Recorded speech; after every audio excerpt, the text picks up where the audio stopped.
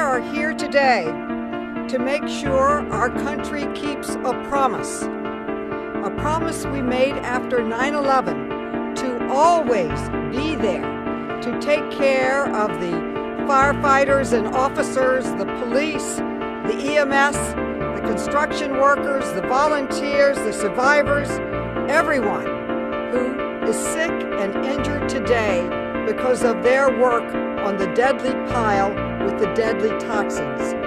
On 9/11, we lost almost 3,000 people, but since 9/11, thousands more are sick, in some cases extremely sick. This promise we kept when we made the 9/11 program permanent just over 2 years ago. So we have a message for OMB Director Mick Mulvaney. Leave the 9/11 healthcare program alone. Let it help the people that were there to help others. I want to congratulate Mick Mulvaney on a job well done. I don't get to see these guys enough. And so it's always great when someone screws up their healthcare again and we can all get together. It is a special kind of incompetence that takes a program that was fought for 15 years by firefighters, police officers, first responders, veterans, and survivors that has finally come to fruition and is finally working well. It's a special kind of incompetence to want to turn that upside down. I don't know if there are children watching, but I urge parents to put their children in front of the television to learn about government this way. They'll have to rewrite Schoolhouse Rock as to how a bill becomes a law and one guy screws everything up. That will be known forever as pulling a Mulvaney. If you want to pull a Mulvaney and I challenge him to come down here and look Sal in the face and look parents in the face and tell them, yeah, we don't have a really good reason for this, but we just feel like making it much more difficult for you and your family to get the health care that you need. They finally have some peace. Are we really doing this again? This is nuts. And while we're at it, if you're gonna screw things up, can you do it in like early May when it is nicer out? Because the wind is a bitter chill. And as much as we enjoy each other's company, we would prefer to do it wearing capri pants. So I can't stress enough just how asinine this is. And the only thing I would say is don't try and get sneaky and put a legislative fix in this in some kind of omnibus or must-pass legislation that attaches itself like a remora to a shark. Don't try and pull it, because these guys are all on it, and they are the sharpest, best people we have. So if you want to stand up and say, we love our first responders in this country, we love our veterans in this country, stop screwing them. Thank you.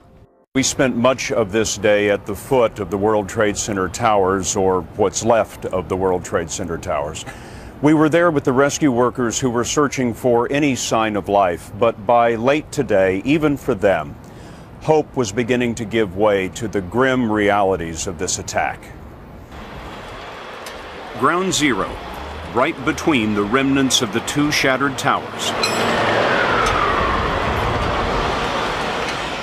Late today, a body wrapped in the American flag was pulled from the wreckage. It was believed to be that of a New York City firefighter, one of perhaps hundreds who were caught in the collapse of the towers as they themselves were struggling to save the victims of the attack. In this plaza, once a crossroads of the world, hundreds of firemen, doctors, paramedics pulled at the mountain of debris, shoulder to shoulder with average New Yorkers, iron workers, carpenters, nurses, all volunteers. Jon Stewart is a volunteer nurse who hoped to make miracles here, but there have been precious few of those. You pulled two people out of here. Tell me about that. Approximately 5 o'clock this morning. The sun wasn't really quite up yet. We located one victim. Alive? No. No. Unfortunately, deceased. What was remaining of the victim, I should say. Shortly after that, we we located another victim of the tragedy, also deceased. We were able to retrieve that victim's body also and bring it to the morgue. Can you describe these people to me?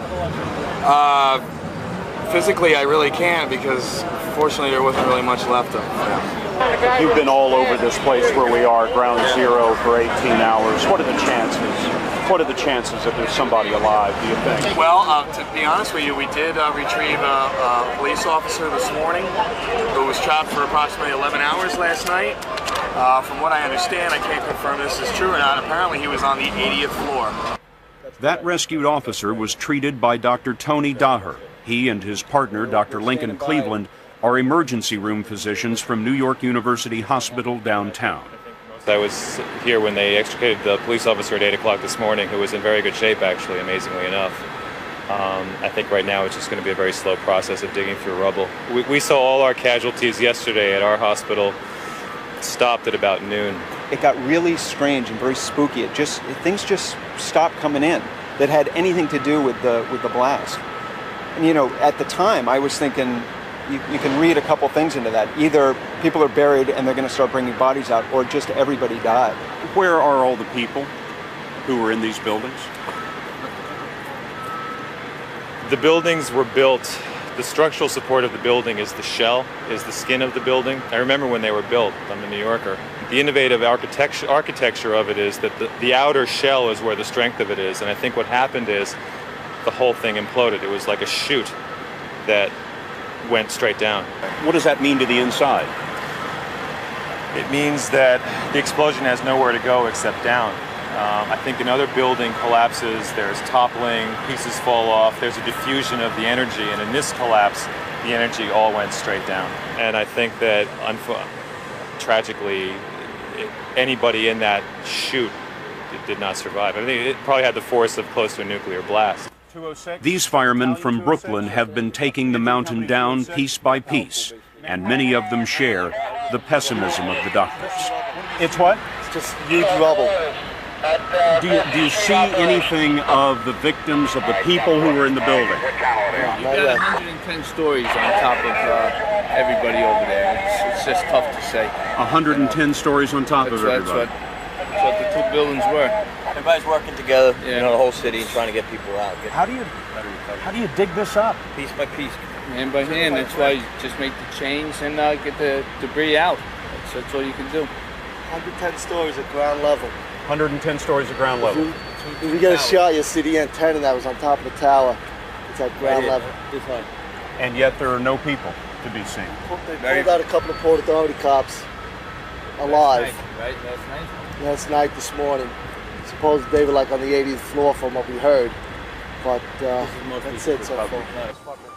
The only treatment at Ground Zero was of the rescue workers themselves, overcome by the dust and the smoke and the heat.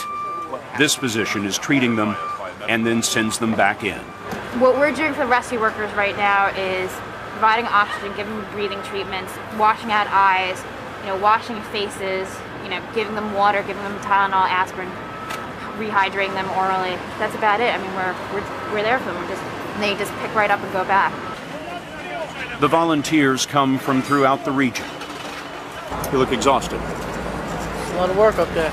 Have you been able to pull anybody out of there? I haven't seen anybody come out. You haven't seen anybody come out? How long have you been here? Well, quite a few hours. There were thousands, probably, of people in these buildings. Sure. Where are they? Where did they go? So they've got to be down in those sub-basements, I would imagine. Down in the sub-basements. It's just right all the way down, right through. What do you make of this? It's a horrible thing. Something I'll hope to never see again. It's unbelievable. They're saying they're comparing this to Pearl Harbor.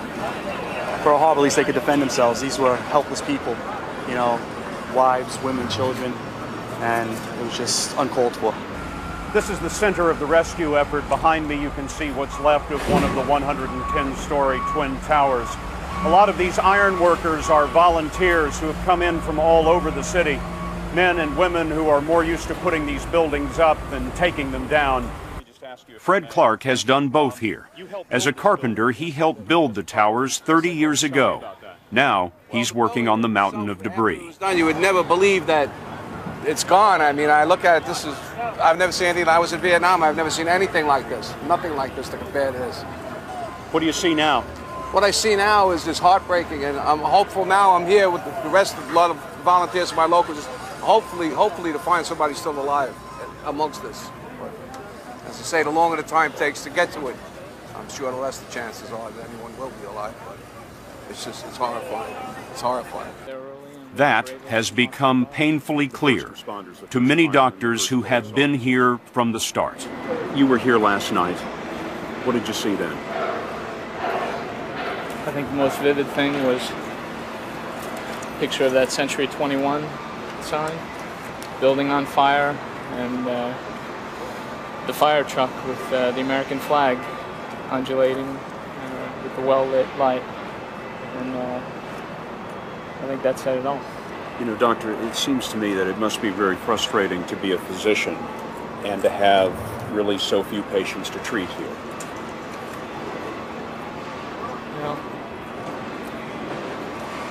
You know, I don't know the numbers yet, but I certainly hope that means that a lot of people made it out alive. And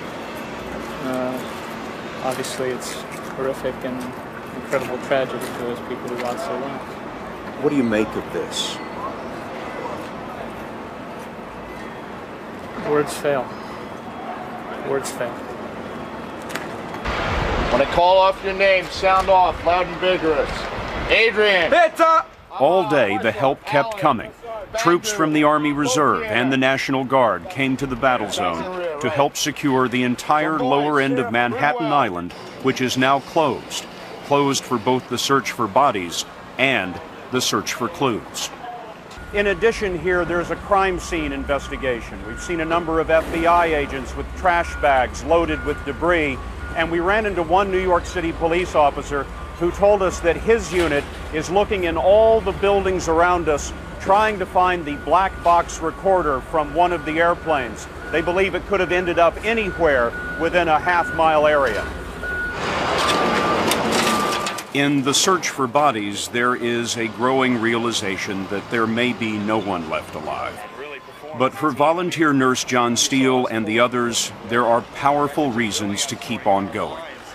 It must be frustrating as a nurse to have so many victims here, and you can't get to them, and you can't help them. No, I think at this point, when in that kind of situation, the best thing that we can do is to try to do the right thing for the remainder of the family. Try to locate their loved ones, properly identify them, and hopefully give them something to have a closure with, to put this into perspective. For a moment of perspective, look at the Trade Center towers before the attack. Tower number 1 held a 300-foot mast used for television transmitters. Firefighters believe this is the tip of that mast today, standing upright but at ground level.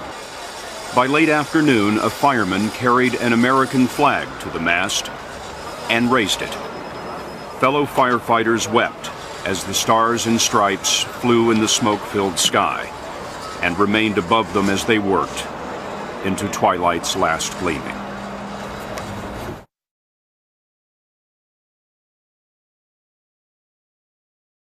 Ray Suarez was at ground zero of the attack in New York today. Here is his report.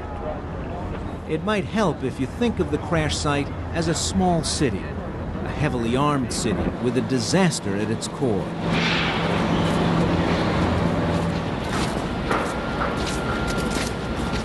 There's the constant noise of people coming and going.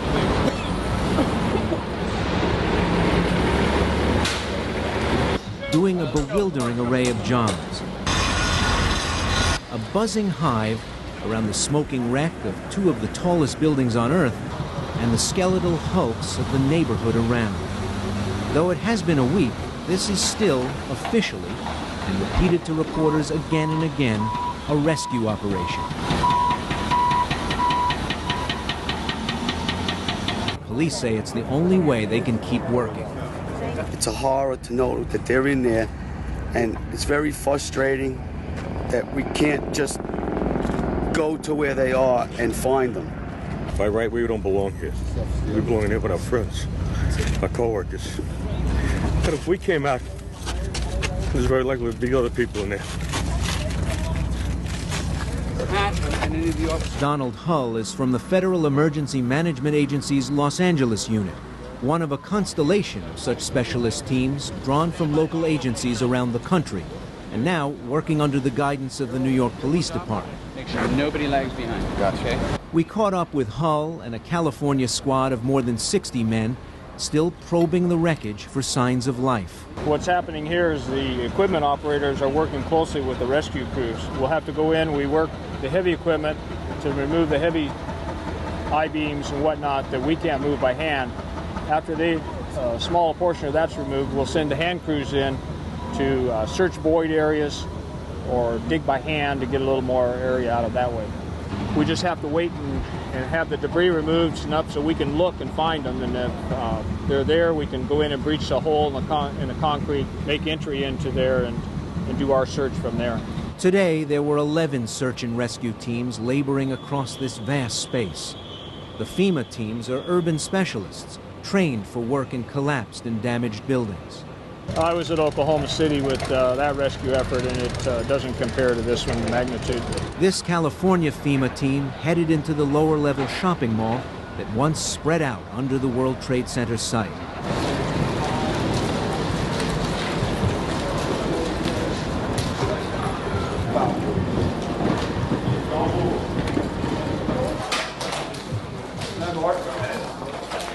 Other crews are also punching through parts of this enormous underground network: shops, train stations, parking garages, and a police station. It's my personal feeling that there's a lot of void areas in the mall area that could be just a stuck door holding somebody in. We don't know, and that's our hope, that we can find areas that people are just coincidentally stuck maybe in and not involved in the large collapse.